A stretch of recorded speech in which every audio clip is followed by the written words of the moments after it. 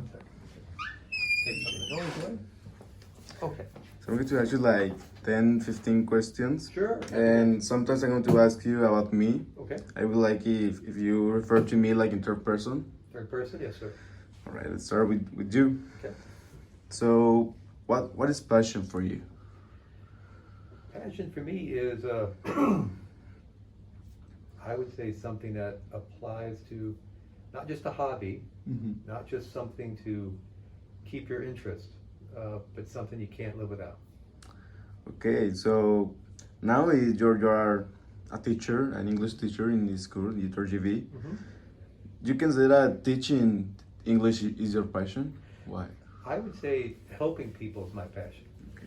And if I wasn't helping people, then I would be, if I wasn't teaching people, then I might be a priest, I might be volunteering somewhere, but I like to help others and I like to be of service to others. So I like to uplift them in any way that I can.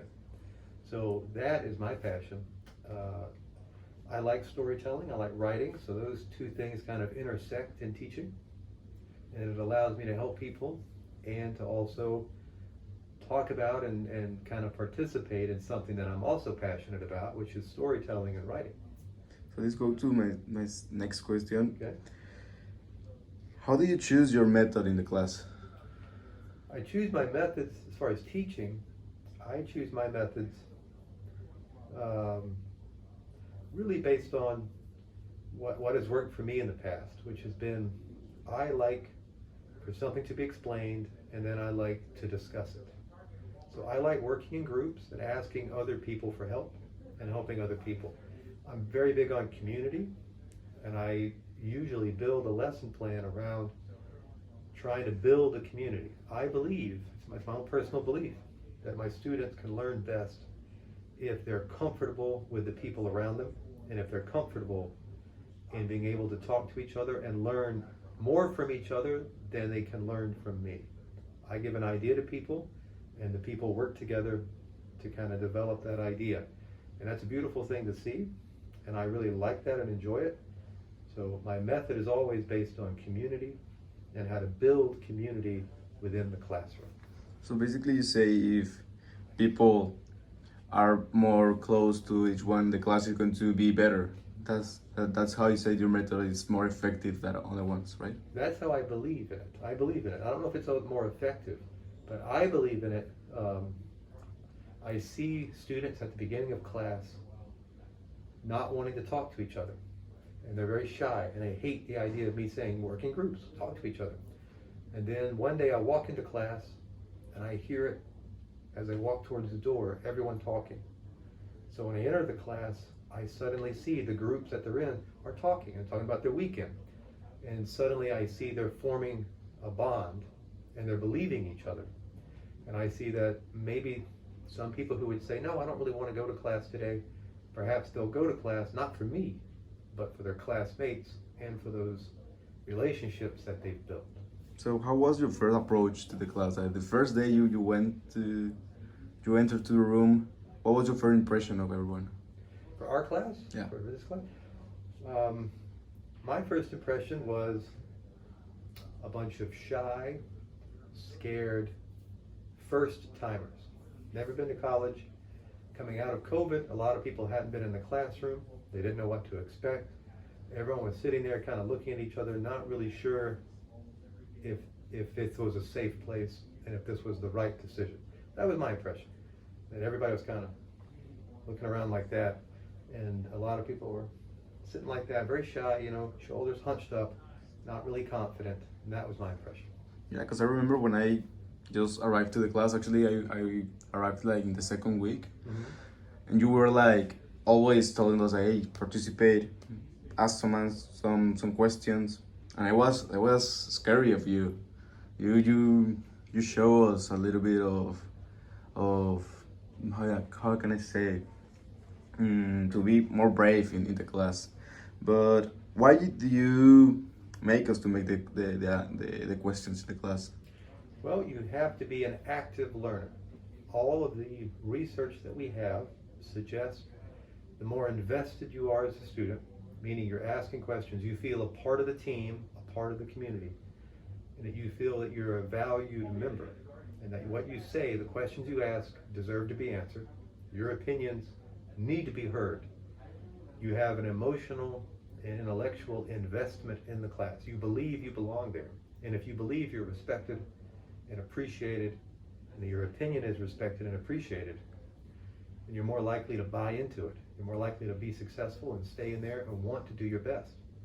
And that's not just true in my class, but it's true throughout your time at any university, and I believe in jobs or in relationships with other people, whether it be your family or a loved one or a marriage or whatever.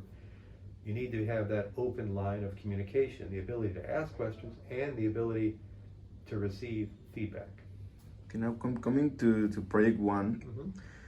you all are always telling us make questions, participate. But why we cannot start the essay with a question? It's my belief in writing that curiosity should lead the way, and that if we have questions, if we have ideas, and that if we can start to vocalize them, we're actually building a spark. We're going to build a spark in this darkness of not knowing where we're going to go. But we can start to have this spark that we can follow out into that darkness. What I see a lot of times is if I just tell people, okay, go. They don't do anything, just sit there. And they look around. And then they start to do this. They say, can I have a model? Can you show me examples? And I think, no, I don't want to see your version of someone else's work. I want to see your version of how this project's going to get done. That's what I want. So the best way that I have figured out how to do that is to not show any models, but is to say, you ask the questions. We're going to follow your curiosity.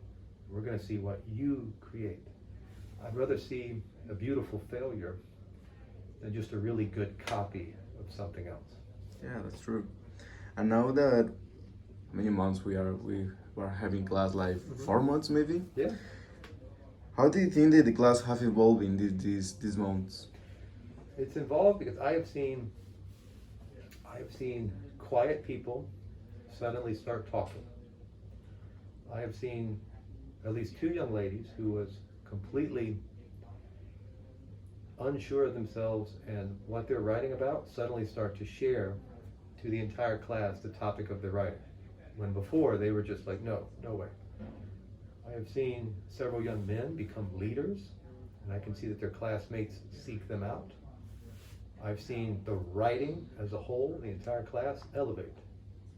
The attendance of 14 or 15 people out of 25 have been very good, and I have seen that particular core group of students not only improve writing, but improve communication as a whole with each other and with me. And that shows a lot of growth and a lot of confidence, of which I am very proud of, that the entire class worked that hard to get there. Now, do you remember the first day you saw Rodrigo? Yes, I do remember Rodrigo coming in the first day. And you told me about that? Yeah. So Rodrigo came in, I think, the second week along with a few other people. One thing I noticed immediately about Rodrigo is when he spoke, he kept his lips as close together as possible. So let me give you an example. So a lot of students will come in and they'll talk like this here. They don't want to move their lips. That's either shyness or it's a fear of speaking English. So it took very little time to figure out that Rodrigo was English as a second language. So I wanted my best to get him out of his shell and to see that if he spoke with an accent or if he didn't say words completely okay, that was fine. Like, who cares? Let's move on. Let's learn some stuff. So I wanted to ask him, can you speak up? Can you speak up? Can you speak up? So I wanted him to see that this is a place to step forward. Because sometimes when you come in as an English of a second language, you step back. You only find people who are Spanish speakers and who will speak Spanish. And it never allows growth to learn new words in a foreign language, English in this particular instance. So I pushed Rodrigo to try new words. I pushed Rodrigo to speak up in class. Another reason is that he seemed not too scared by that. He seemed comfortable with being called out, meaning he didn't go red in the face. He didn't run to the bathroom immediately afterwards. Some students do because they're embarrassed, they feel pressure, anxiety. I understand that. I understand. So I noticed immediately that there were certain people in the classroom that if I did say, speak up, what do you say, Rodrigo? That he would be somebody who could handle that in a positive way. So you think Rodrigo has evolved since the first day to now? Oh, certainly, certainly. You can see how he speaks in the classroom, how he's more comfortable speaking out loud, having his voice carried. There seems to be less hesitation with the English-speaking part of the class. Another thing that's evolved is I've noticed that people are very comfortable around Rodrigo. And that's maybe a natural thing for him, but I can tell that sometimes if I put him in certain groups, if I swap people around the room, it was easier for the group to accept him into it. So people were comfortable with him because they had heard him talk.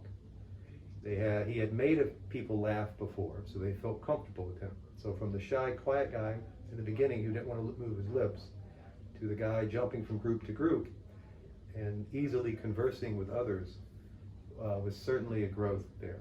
I also saw that his paragraphs became longer in the writing. Writing became more sophisticated with more practice. So I saw both in communication, verbal and written, that there was growth over the time period in the semester. So if you can tell me 3 words about Rodrigo, like what, how can you describe Rodrigo in 3 words? Which one could be? If I had to describe him in a couple of words, I would say, seems like an easygoing guy. That's what I meant earlier. It seems like his classmates are comfortable around him, so non-threatening, very easygoing. Friendly was something I noticed. It does seem that he's open to talking to different people. And I'd probably add one more. It seems like he's a hard-working guy. He's been able to get his assignments. I think he's only missed 2 classes so far out of 4 months or 3 months. That's pretty good.